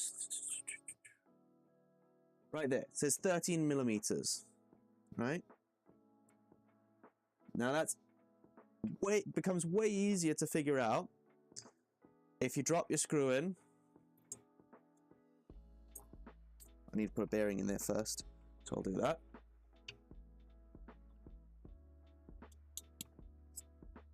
So it was definitely that screw that was messed up, because this is fine here now.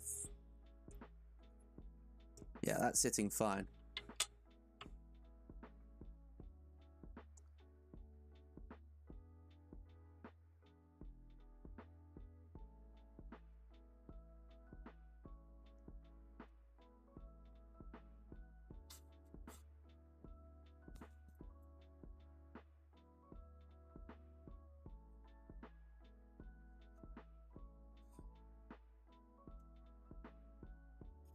Yeah. Turn this around. If you don't want to measure it, stick the screw in, put your thumb on the your finger on the bottom of it, right, and push it in a little bit until you got enough to stick out at the top. . . . . . . . . . . . . . . . . . . . . . . . . . . . . . . . . . . . . . . . . . . . . . . . . . . . . . . . . . . . . . . . . . . . . . . . . . . . . . . . . . . . . . . . . . . . . . . . . . . . . . . . . . . . . . . . . . . . . . . . . . . . . . . . . . . . . . . . . . . . . . . . . . . . . . . . . . . . . . . . . . . . . . . . . . . . . . . . . . . . . . . . . . . . . . . . . . . . . . . . . . . . . . . . . . . . . . . . . . . . . . . . . . . . . . . . . . . . . . . . . . . . . . . . . . . . . . . . . . . . . . . . . . .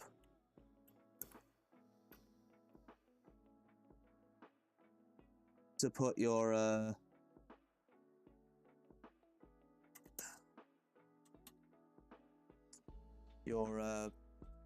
pulley on, and that should be fine. That works.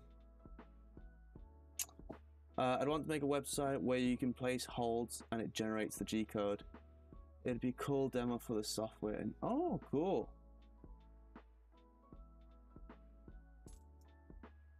That would be really cool. I do have a little library that I've been making for holds. Right, I've just been making my own holds, and they should all be millable. I've just been working on it in Fusion 360 every now and again whenever I can.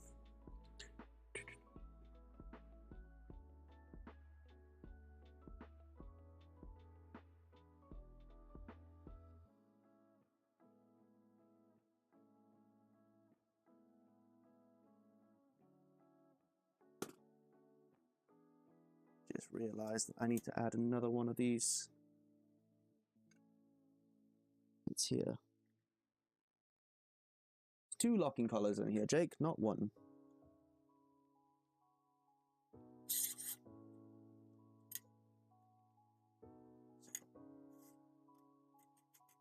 Remove the bearing.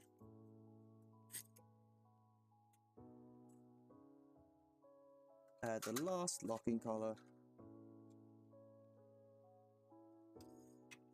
Loosen the last locking collar first, so it actually fits over.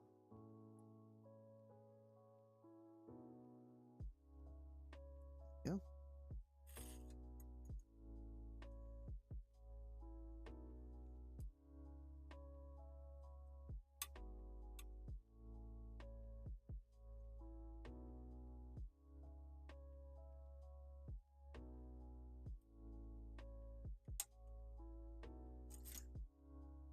And for moving the Z-axis. Yes, I agree with you. I'm gonna make one at some stage.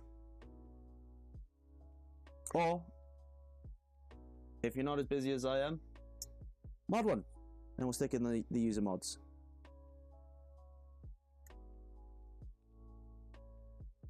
Problem is, I'm not a fan of having it at the top of the machine.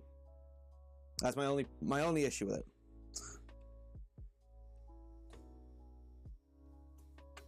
I'm doing this completely out of order from the manual, and I'm running into more and more problems, aren't I? You know what? We'll ignore the screw for now. Right, that can be a next stream thing. This is why it's becoming such a process, because I'm not doing it in the order that the manual's telling me to. Because I'm dumb. As we figured out last time. Right, we'll just do the motor. Just do the motor.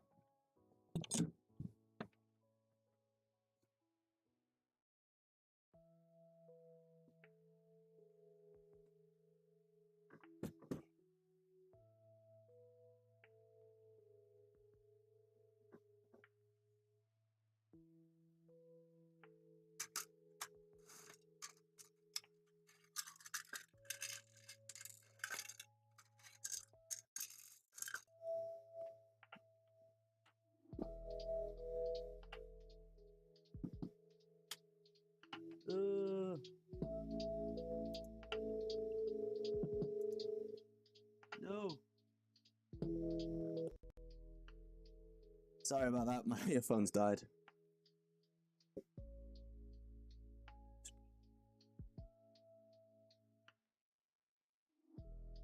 5 by 20.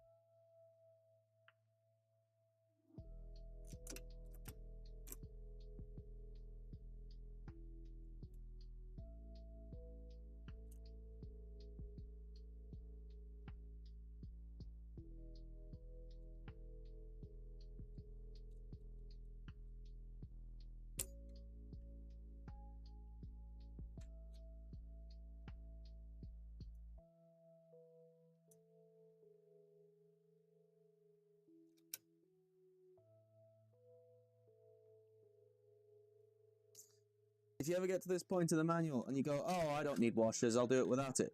Put the washers on. They're really important. Right? If they don't, you're likely your nuts are just going to dig into your plastic, into the plastic parts, and they'll just destroy the part altogether, and it won't be stable.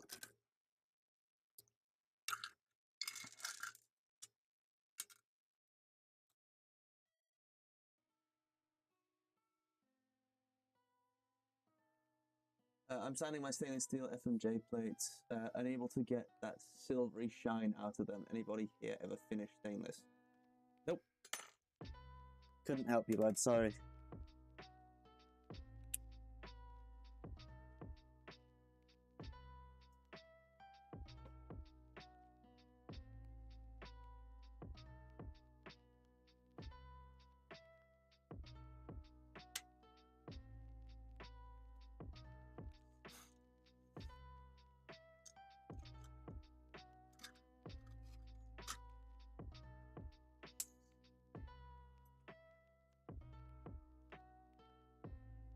If you don't use X, your nut's gonna fall. Yes.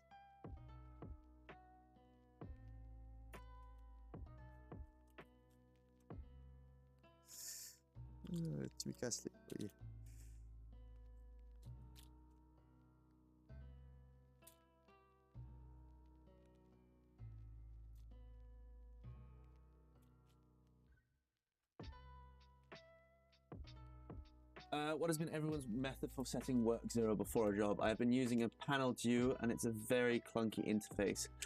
Thinking about a pendant, but it's a lot of setup. Okay, so you're more wondering the actual like interface that people are using. Did I get that right? I wrote a probing routine for setting work orders, the system. Getting to a pretty good state. I'm using XY probes. So if you don't have an XY probe, I suggest getting them. They're pretty cheap. We're working on scripts in the background, like Tin Man said. We will be releasing those as macros, I believe. I think they're macros. I'm not the one working on them, so I'll have to double check with that.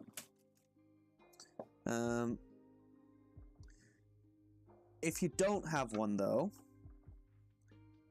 get a multimeter. Get a dowel pin that you trust, that's of a known size, right? Put your multimeter into continuity mode, attach it to the workpiece, one lead to a workpiece, one lead to the pin that you're using. Jog until you're touching that piece. If you're because your multimeter's in continuity mode, it will start beeping. That means it's just touching. Lift it up, move it over exactly 1/2 radius, right? And that should be now on that edge.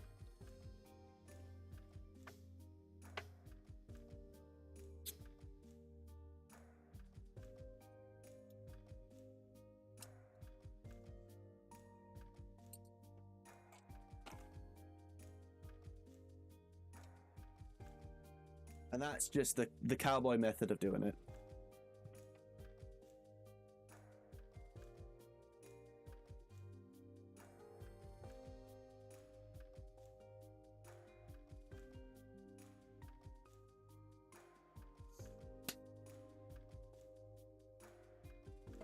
Right.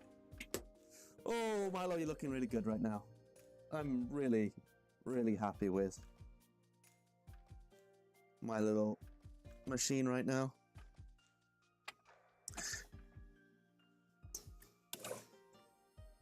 Oh god. Right.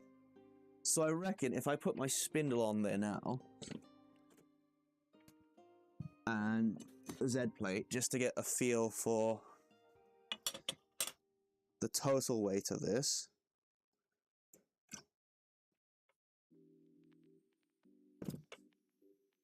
Yeah, I think that's an excellent